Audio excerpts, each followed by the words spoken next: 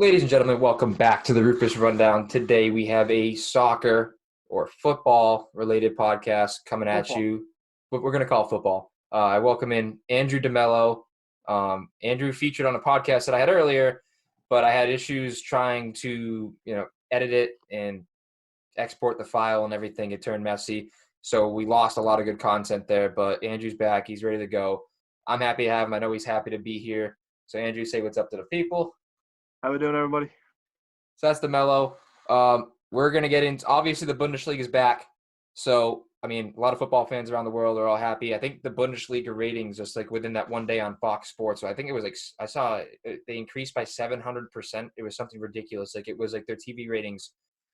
I mean, to say that they were higher or to say that they even like ballooned or anything, I think would be an understatement. I mean, I think it was just astronomical. Nothing that you could normally like see those numbers grow in a sense of like there's no normal events that are going to allow it to happen other than COVID-19 and the pandemic doing it.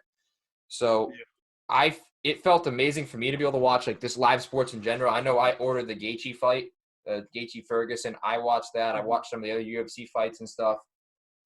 They had the golf match today, but for me, like soccer coming back, especially being like secondhandly like a Dortmund fan. I love Liverpool, but like Dortmund's like the other team that I really like to support in Germany. Yes, sir. It felt amazing for me. I don't know how it felt for you. I mean, like you had mentioned the thing about the fans, but how do you feel about it? Being a big sports, being big sports guys like we are, we're always itching to watch live sports, and we love, soccer or football, however you want to call it. So like, I watched a little bit of the game today. I think I watched probably like 85% of the game. I think I started the game like the 35th minute, but seeing like, going back and seeing the quality of football that Bayern plays is just incredible. Like I was talking to Garcia while we were watching, like the way Goretzka was, working the midfield with Kimmich was pretty amazing, honestly. And watching Alfonso Davies, that young left back that can, be a winger, kind of kicking yourself because, he's Canadian and like, what's he gonna do for Canada, where he could help out the United States with all the great players we have. So, but it was really good to see, uh, Bayern are still that great team, and it's gonna be hard for Dortmund to catch up to them. Even I think they're like what 2 points back right now or three. I think Bayern's 4 points clear at the top now, or they were. Yeah, like last year, I'm a Dortmund fan because I don't really like how Bayern kind of buys the league, but they have great players, so like I like watching them play. But I know Dortmund was close last year at a point. They kind of let it slip a little bit. But Dortmund has a great team this year. With Holland burst on the scene. Like you said earlier, Julian Brandt had a great game today. He's a young player that they just bought from Leverkusen. So um, it'll be time will tell if you know Dortmund will catch up. But I still think Bayern will probably win it, unfortunately. So obviously, like social distancing like measures are still in place. I know the Hertha game, Mateus Cunha scored that third goal, which was great. He did like a little, he broke away with a spin. I think it was a nutmeg. I know it was a spin away from the sideline. Took it all the way on the inside and blasted by the keeper, far side of the post from him, cutting in from the left. And they like one guy jumped in his back, which again, there's no shaking hands. They like kick each other's feet. There's like kicking feet. When all the players are separated on the bench, wearing masks and stuff like that and gloves. Mm-hmm. When they come off, they have the trainers. They have like set up like the water bottles literally in the formation they're playing with, like on the bench. Have everything denoted. They're handing it off. The second they come off the pitch, they'll hand over the mask when they're going on, and then they'll be handed a mask when they're coming off the pitch, and are still separated, which kind of for me makes not a lot of sense because you're going out there and you're sweating against other people anyways. As long as Yeah. you're all quarantined together, I think it doesn't make a difference. I mean, I'm no doctor. I'm not fallacy or anything. But I Yeah. mean, I don't really genuinely think that makes any difference. But I think a lot of it has to do with the fact too that they're going to show people that they're doing that, so it drives more people around the world to say like, hey, if these Mm-hmm. athletes are doing it, like we're going to do it. Kind of try and have it rub off on them. And speaking of fans, there were no fans, so you can hear a lot of what I mean. Not that you can make a lot of it because not a lot of it's English, although Mm-hmm. Nagelsmann does you know, speak pretty good English. But I mean, a lot of it is in between English, German, French, whatever they speak. It's always a combo of languages and how the coaches get across. Yeah. How do you feel about it with no fans? It was interesting. Like I said, like um, trying to like watch a game where you can kind of hear what everyone's saying, the communication. But like I said, I can't speak German or French, so like it's tough to understand what's going on. But it's kind of cool to see the like the communication that the players have, and like there's constantly yelling and screaming. Like when we watch soccer or football, we don't really hear anything because the stadium's so loud with the fans, and they're constantly communicating. That's why I love the game so much, because it's a team sport. You got to always be communicating, to make sure that you guys are successful. We're fans of you're fans of United. I'm a fan of Yep. Liverpool. We both appreciate Dortmund. Some of the Yep. biggest, if not the biggest fans, like fan groups in the world, and most Yep. passionate and dedicated fans. I mean, Jesus Christ, you Hmm. guys went after your sporting director with flares and went at his house. Um, Yeah. and Yeah. Anfield's probably one of the biggest, if not the biggest, home field advantage in all of world football. And I if agree it with you. isn't, if it isn't Anfield, you don't have to look any further than Dortmund with the yellow wall either. Yep. So to not have those, have that environment, have the energy, have that energy around them for the players, it's gonna make it. It's just not gonna make it harder in the away teams. I don't think it makes it any. I guess if it doesn't make it any easier for players to come away, but it certainly doesn't make it any tougher now, and you don't have that energy in there. But Hmm. I'm gonna take it however I can get it. Yep. Any of these live sports, especially the Bundesliga too, because I think the Premier League is hands down the best league in the world, but Absolutely. The Bundesliga is two for me. I mean, I don't know what your thoughts are on that, but I think the Bundesliga certainly in terms of talent is number two, right behind the BPL. Yeah, like I said when we were talking about this earlier, like you look at the Italian league, Juventus is always at the top. Look at the French league, PSG is always at the top, and even the German league, Bayern's at the top. But like I gotta give Bayern credit; they have some of the best sporting directors and scouts in the world. You look at all the transfers they have done, and they get a lot of great players for cheap. And you make some players they get, they're not really big names, but they make these guys big names, and I gotta give them credit to that. But last year the league was competitive. Leipzig over the past couple years has burst onto the scene. Nagelsmann's a really good coach, and Werner's been a really good player. He's kind of been, probably that guy that is going to get that big move to either Bayern or even Liverpool. And Dortmund's always been that team that's always been, you had that rivalry with Bayern, and like some of their best players, leave Dortmund to go to Bayern because it's better stadium. Well, you could argue it's a better stadium.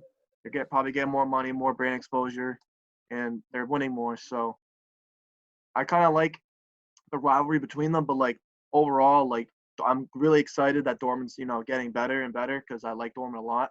And I hate when teams are so rich and they buy the league. Like that's why I love the Premier League so much, because you have your rich clubs, and like United and City are probably the two richest in the league, but you don't see all these teams spending all that money. It's really the teams like, for example, Man United. I think we're one of the top three richest clubs in the world, and we're horrible with transfers. Last year we've been pretty good, but we should be hiring the best scouts in the world, having the best director of football in the world to be considered the best team in the world, but we're not, and it's frustrating. But like I said, uh, I do think Bundesliga is second most competitive because it's fun to watch. So a lot of young players make their name in the Bundesliga, and you can go back and look at all the great players today that they're either in Spain or England now, but they all started. A lot of them started when they were in Germany. So Yeah, a lot of the good Bundesliga players have been pulled to the BPL. Yeah, you notice a lot of players that have started either in the Bundesliga, the Bundesliga in Austria, or the yep. regular Bundesliga or Bundesliga 2. Hmm. A lot of players either grow there, they're loaned out there, they get sold there. You got to think of Kevin De Bruyne. Yep. Um, you got to think of like Andre Schürrle, players like that that were there, came to the PL, made some moves in the PL, or grew there. Certain players like that, because I mean that's where De Bruyne really grew into Yep. his own. Hmm. So Sancho's bound to come over. Kai Havertz, I think, is bound to come over to the Premier League as well. I'm hoping. I think What team Holland though? Havertz. I don't know. I think Havertz is probably going to end up at United. I think you guys genuinely have the chance to pull off Havertz and Sancho in the same window. I haven't really heard a lot of Havertz links, but I mean, I would love Havertz, but we have Bruno probably playing that 10 role, but I wouldn't mind Bruno in that 6. But if we're getting Havertz, I mean, it's kind of bound we're gonna sell Pogba. But like reports now are saying that Pogba is gonna stay, and me, I love Pogba. Pogba's the reason why I kind of became a football fan.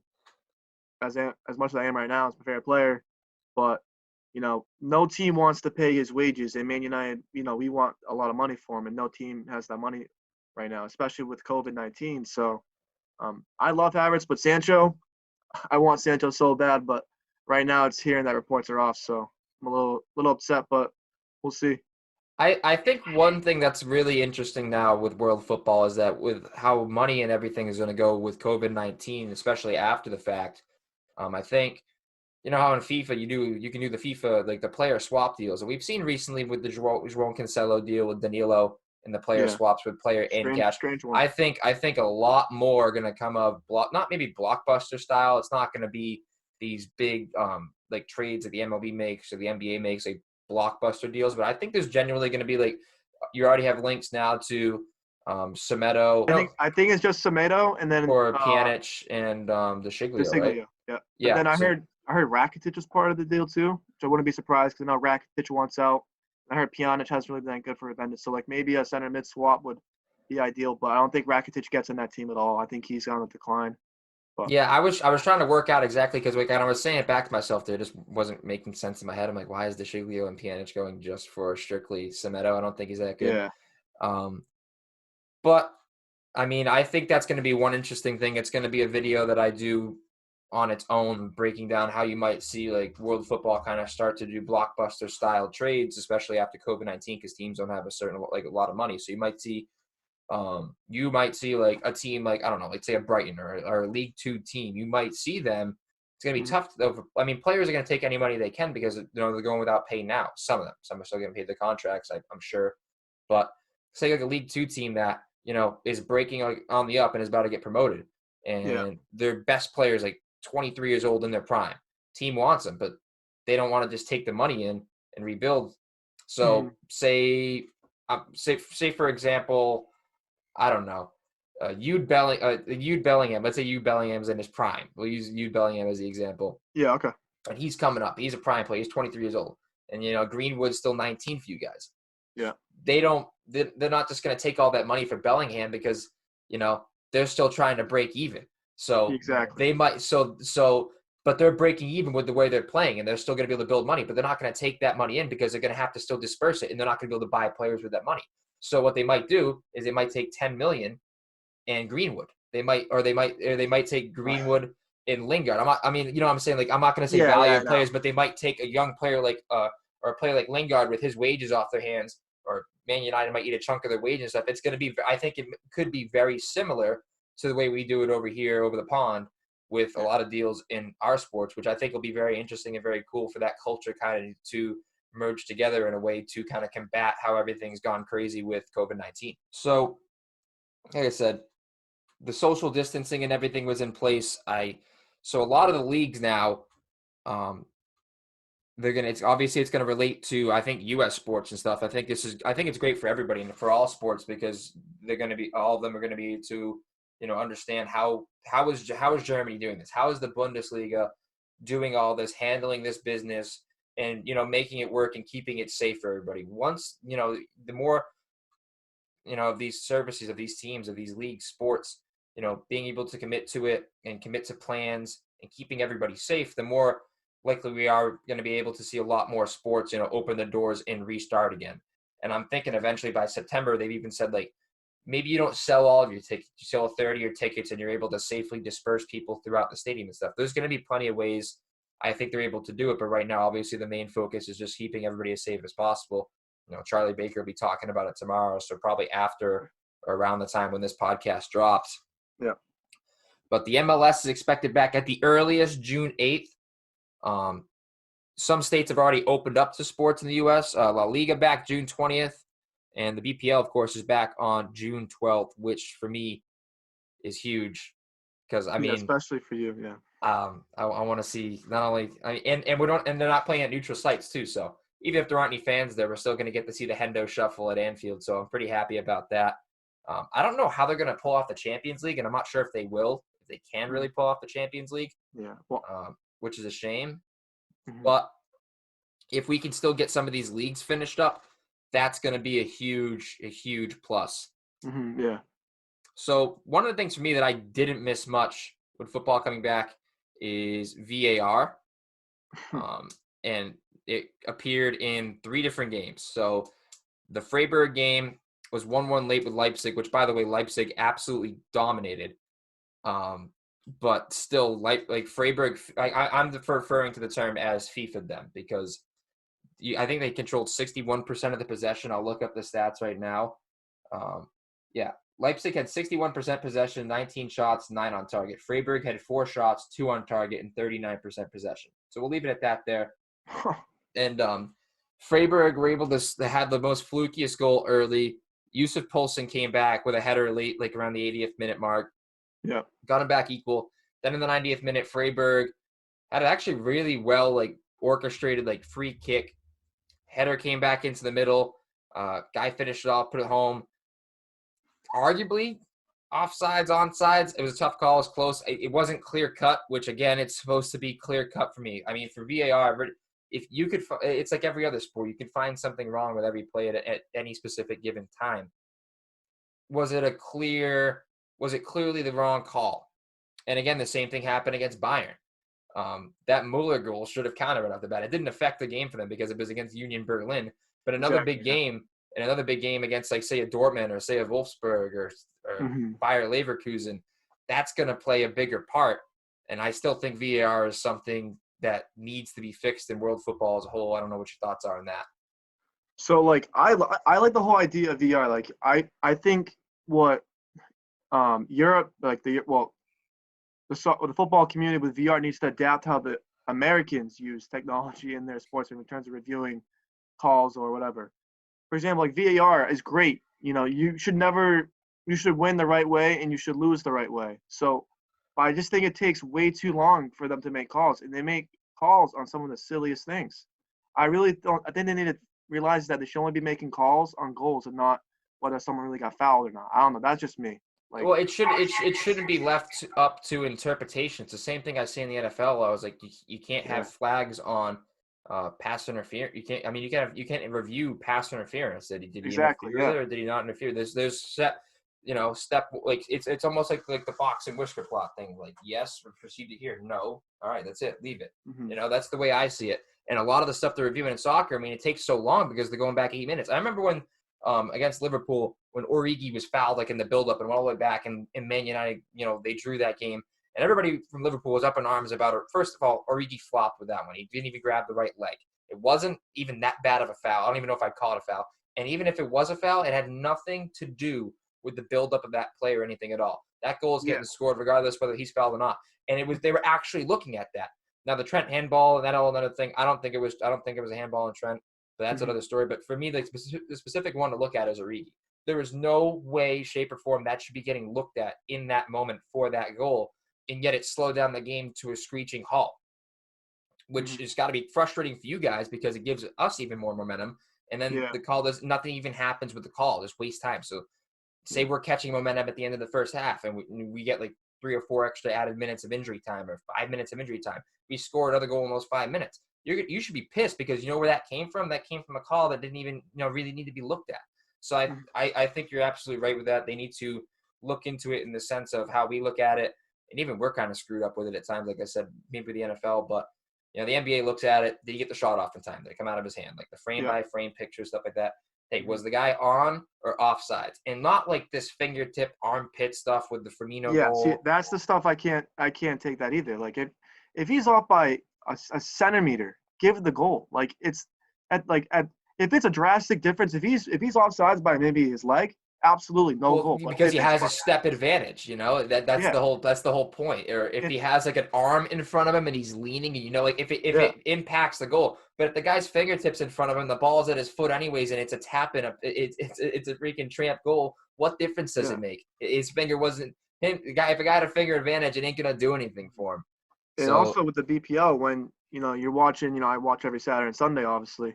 And, you see these VAR call overviews, and you're watching them draw the lines between where the defender is in the offsides line. And it looks kind of crooked almost. It doesn't even look like it's fully straight. Like they got the geometry wrong. And it's you can't be doing that. That's why the system is so flawed, because they're doing it so poorly, and it's just taking the joy out of the game. I think it's a great thing to add because, like I said, for example, when Man City scored the goal against Tottenham, last year, and Sterling scored, he was offsides, but like you wouldn't recognize that when you're really watching the game because you're so intense. I guess it does take away the momentum and like joy of the game, but like if I found out 5 years later that goal shouldn't have been called, I would have been a little upset. It's just like it's little things. I just think they need to touch it up, perfect it, and I don't think anybody will have a problem with Well, it. I And mean, also, sorry, but like, also they need to show the replay so the whole entire stadium can see. That's also a problem with that's something they do over here, at least in the yeah, NFL and stuff too. exactly, yeah. You can see it just right beforehand and stuff. Even before replay review was a thing. Yeah. My and another thing with like the VAR and stuff, like you said, it should be clear enough. But like the hand of God goal, it never would have happened. It never would have happened. Like that's a huge like just moment that who knows how that wasn't called, but they couldn't go back to change that call. So for me, VAR is necessary. The idea of VAR is fantastic, I agree but with the you. execution of it right now is just not even close to where it needs to be. Is not matching up with any of the level of the play, what those leagues are for the world football community as a whole. It does not match up with the ability that it has as a whole for what it produces. It doesn't match up at all. So we had touched on a couple of young players in the Bundesliga. One of my big things that I'm really enjoying with the Bundesliga, and I think it should be impressive, and it should be able to bring some Americans in that maybe not are big fans of the sport of football, world football, soccer. For fans that maybe Americans that are on the fence about it or want something to watch, they have Americans to watch over here in the Bundesliga. Zach Steffen's in the Bundesliga too. Josh Sargent's playing tomorrow for Werder Bremen, Monday, 2:30 against Kai Havertz and Leverkusen. They also have John Brooks playing for Wolfsburg. Tyler Adams plays for Leipzig. He can play center back. He can play DM. He can play wing back. Weston McKennie is probably one of the better players on the U.S. national team. Is a great box to box, just this engine of a midfielder. Christian Pulisic made his name at Borussia Dortmund, now at Chelsea. Giovanni Reina was set to make his first start until he picked up that last second injury. Guy's like 16, 17 years old. And of course, my personal favorite, he's not in the Bundesliga, has links to the Bundesliga, is Serginho Dest, who I think has the most potential, has the highest ceiling out of anybody in that U.S. national team. What are your thoughts on the young Americans over in the Bundesliga? Seeing the young Americans excel is, awesome, especially overseas. Like I'm not really a big fan of the MLS. Like I don't really like how they don't do promotion relegation. I just think that takes away the whole competitiveness of the game. But like, seeing these young kids who are 19 and 19, 17, 20, early 20s, exploding on one of the bigger scenes in European football, like that's great to see. Like I will always root for you. Like I, as a United States fan, sometimes also Portugal, but like seeing United States in that World Cup, and we had a pretty good run for what we had.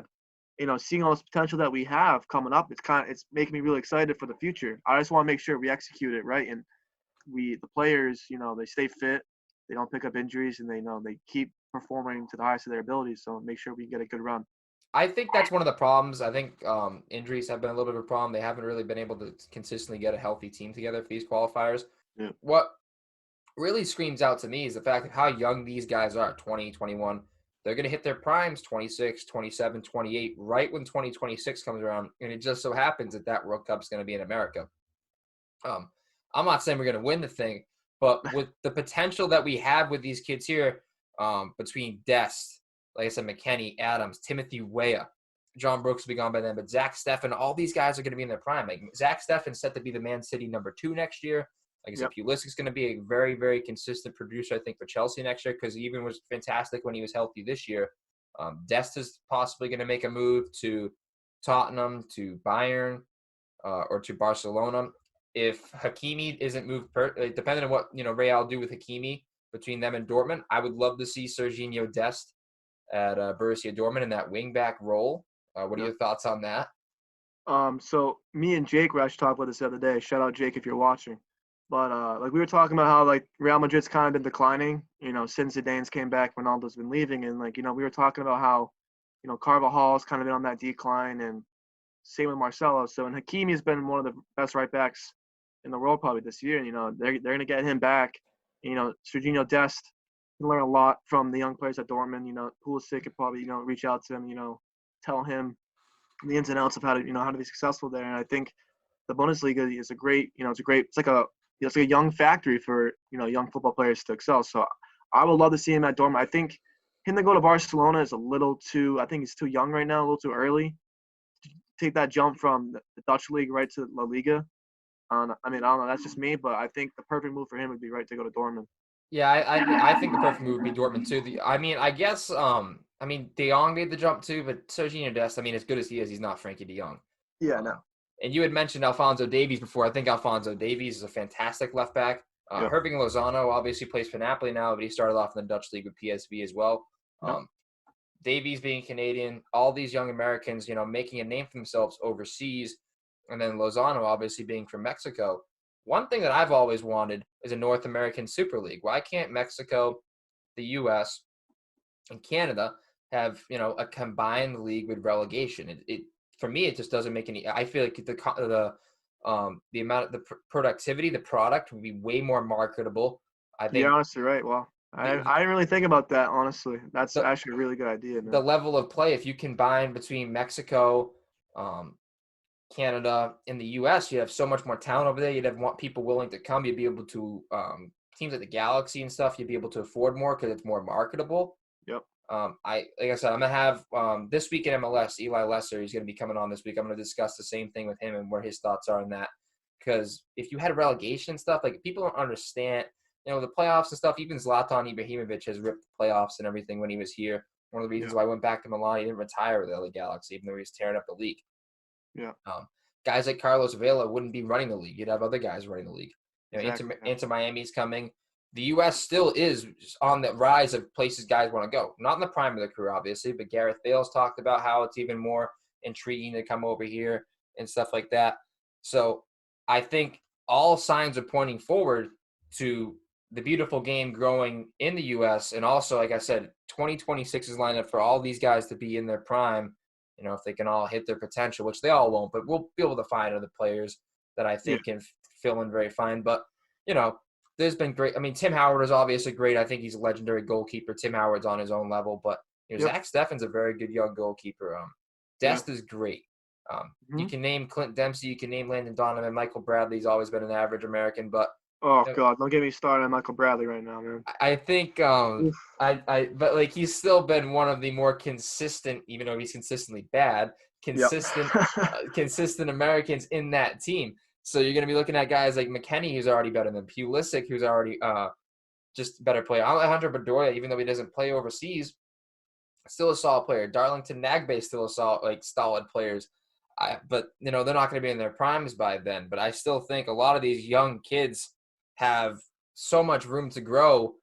And not only that, I think the big thing is Dest had the option to play for the Dutch national team. Giovanni Reyna had the option to play for the Italian national team. They chose to play for the U.S. because where they grew up and how long they've played there for. And I think that also speaks volumes to how much the game has not only grown here in terms of location-wise, but in terms of how much the game has grown in terms of kids coming up and players having a passion to play for the United States, and how much we're growing in terms of ability-wise. Yeah, I agree with you. So BPL's back June 12th. You think you guys have a shot at sneaking into the Champions League? You think you guys are going to seal down that fourth spot? Well, right now we're in fifth. Sheffield is 2 points behind us. They have a game in hand on us. But which is crazy to say. You kind of gotta. Yeah. Who would have thought? It's weird to say out loud. Like, who would have thought that would have happened? Like, early in the year, we were losing to Sheffield, I think, 3-0. Or 2-0. I think it was either 3-0 or 2-0. And we scored 3 goals and we came back, but we ended up tying. Yeah. We were down 2-0. We scored 3 goals. So, to one of the best defensive sides in the league. When it was a meme back then, it's not a meme now. No. Yeah, but, Sheffield, good for them. And, it's nice to see these teams that you never think that, a lot of teams that come up from the championship, they struggle. And Sheffield just burst on the scene. We've seen that lately with the Wolves as well. They've been consistently good for the last 2 years now. So I think it's good for the game. I love competitiveness, obviously. But for us, that ban for Man City stays, then I think we absolutely have a chance. And then Chelsea, Chelsea are a little bit inconsistent right now. They haven't really caught form. Well, obviously no one's playing right now, but I feel like with them, they're so inconsistent. And right now we've been on a hot streak. I think we're 11 unbeaten right now. So we can keep that up. I know it's going to be hard despite us, being cold for a month and a half, 2 months right now. But the good news with that is that you're not the only team suffering from that. Every single Very true. team is suffering from that same fate. So like Klopp's already come out and said it. You know, we don't have to play top of the world football because no one else is going to be playing top of the world football either. We just need to play the best football that we can play. So as you long guys as are already going to win. So I mean, but you know what Klopp is. I mean, like yeah. he's an outstanding manager, and we have an outstanding core of players. No players are going to go out there half-assing it, at least not at that club. Yeah, you guys have a good foundation and chemistry. You guys are all your players want to win. You guys. I was going over wages with a couple of my friends, and we were kind of astonished about how the difference of how much Man United players get paid compared to Liverpool players. And you guys seem like you guys want to play more. You guys are more dedicated. I feel like you guys are just a better team. You look at Man United. I think De Gea is on. Was it like maybe 275 a week, 300 a week, and Alisson's on like 95. Like it's just like some crazy numbers like that. Even like with Mane, you look at Alexis. We're paying Alexis a crap load. So yeah, For me, and for me, that's why it still is incredibly frustrating. I can't tell you how many times on Twitter I see toxic Liverpool fans still saying FSG out, FSG out.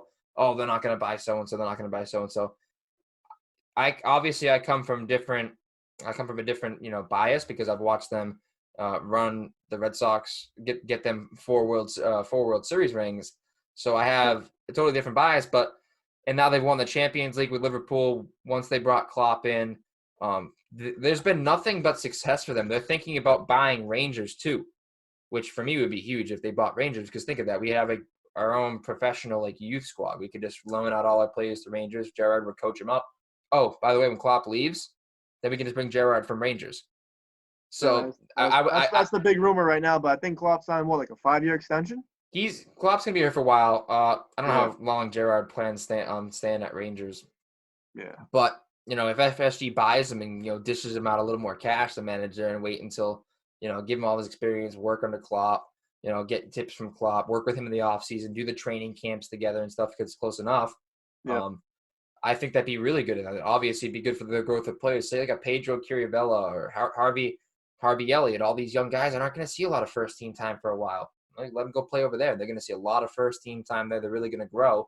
And if you want to sell them for the value you're going to get for them, or if you want to slide them into the first team, they're going to be ready to go when you call on them. Yeah. I think that's one of the huge things, and I think that's why management is so good. I think people, they want to say their piece about Red Sox ownership, owning the Herald, everything like that, the political side of it, what they do, what they say, what their actions speak to, letting go of Don Orsillo, stuff like that. But at the end of the day, they're incredibly good businessmen. They screwed up the John Lester negotiation. Like I said, everything they've done hasn't been a positive, but for the majority, I know that they are very successful as not only businessmen, but very successful as ownership of sports clubs. And I think everything they've done, shows that. So I don't want to just continue to show blind faith, but every time that I seem to question them,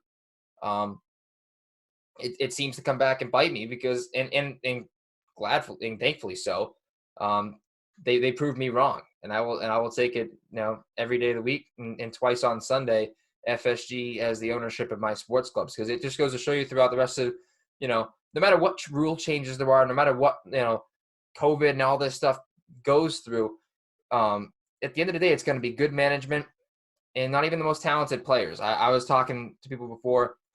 Justin, there's players like Justin Turner and Max Muncy. There's plenty of baseball players, plenty of football players, plenty of American football players that they don't succeed. A lot of players that don't succeed a lot of times before they come to the Patriots. That's why the Patriots get them on pennies to a dollar, and then good management, good coaching, builds them up for whatever value they are. It's all about maximizing the value and being able to get the most out of a player and what you're asking them and how they fit into your system. And I think that a club like United needs to get that. The ownership needs to get this stuff together, because Man United should be one of the best clubs in the world, if not the best club in the world, every single year. They should be competing for It's sad truth. 70% of decades, for 70% of the time. In terms of 7 to 8 out of 10 years at a time, they should be the best club in the world, or top 5 at least. And I expect the same from Liverpool, especially now because of their success, but just because of genuine size in England, I think Liverpool and Man United are the biggest clubs, and there's no arguing that. And I think if you were to look at the top 4, I think you'd probably look – I consider Man City to be one of the top 5 biggest clubs in England. I'd slide them in at 3, right behind Liverpool. You think they're bigger than Chelsea and Arsenal in terms of fan base in England? Not fan base, but just – and dedication, or just like talking about like wealth, because Man City has a lot of money. Not wealth. I'm just saying like all around in terms of like the money they have, the success they have, the talent they have, the genuine interest that they have from players, and also just the history now that they're starting to build. I mean, I think a lot of people it's funny how over the pond the recency bias means nothing, and over here recency bias means everything. I guess I'm showing some recency bias, but you can't look at what they've done and not consider them to be a top 5 club in England strictly off what they've done in the last couple of years. So obviously, you had something to say about. What are your thoughts on that? Well, it's funny because you watch Man City sometimes on like the weekdays and like no one's there, and I heard tickets are really expensive over there, and like it's kind of hard for a lot of people that are working to go to games a lot. But like for me, like biggest, like they're the biggest for the reason that they had Dubai owners pump in money and give Pep a fortune, and they have a great coach, but Pep's had all the money in the world to get the best players in the world, no matter what. If he wants a player, he's going to get him. You don't really see that. He signed Stones and Mendy. Yeah, he has made some questionable signings, but but he's still a great manager, one of the best in the world. But like when I went to an Arsenal game, and my buddies that went to a Chelsea game, and like I just feel like their atmospheres are a lot better than what I see at the Etihad. And I've seen a lot of people on Twitter, especially, they'll crap on the Etihad. I just think it's an overall fan base too. Like if I'm a player, like City's the better team, but I just feel like the fan base kind of for me determines like who's the bigger. Like for me too, that I get that, but I've been talking about it too with baseball. Like I went to a baseball playoff game. I went to a Red Sox-Yankees playoff game, paid $165 for my ticket, almost like $200 just to get there with like the train and the food and everything involved. What kid my age is going to be able to afford? What working class person is going to be able to throw $200 at something to go to a playoff game? No one. Yeah.